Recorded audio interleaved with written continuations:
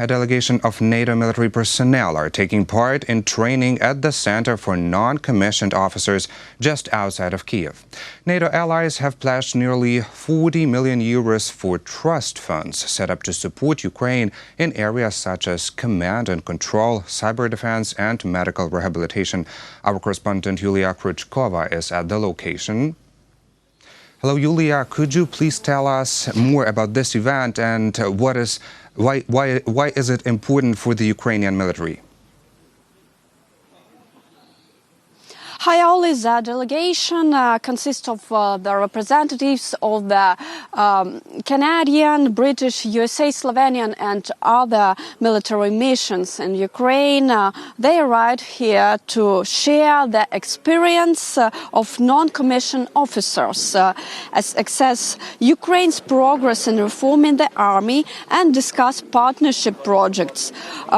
This is what the representative of Canadian military said earlier about the situation on the front line in eastern Ukraine. Let's listen. The Minsk agreements are the only path to peace.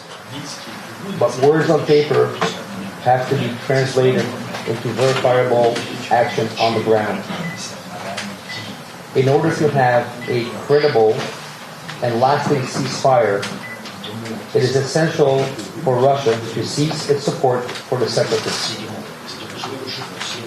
Weapons withdrawal, disengagement, and demining are critical, as is unrestricted access for the OSCE up to the Russian-Ukrainian border. Among the Ukrainian representatives are non-commissioned officers from various units of the armed forces. They also have some experience to share with their foreign colleague.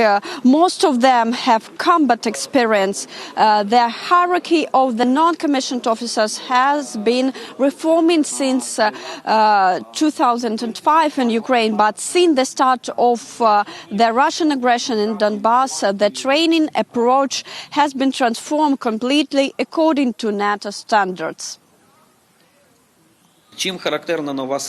What is characteristic of the new system? Firstly, the sergeant position is characteristic of all levels of management, starting with the department, where the sergeant works directly with personnel, soldiers, and ensures the fulfillment of tasks, to the chief petty officer of the armed forces of Ukraine, who works with the commander-in-chief. It gives us the possibility to apply the experience of a sergeant at the headquarters level, while working with documents and orders. Secondly, it allows a contracted soldier to make a military career. There are only 3 centers of this kind in Ukraine. Here, non-commissioned officers are trained as per NATO standards. Back to you, Olis. Thank you very much, Yulia. I think Ukrainians are really grateful to NATO for such an assistance. That was our correspondent, Yulia Krychkova. She was reporting from a training center for non-commissioned officers in the Kyiv region.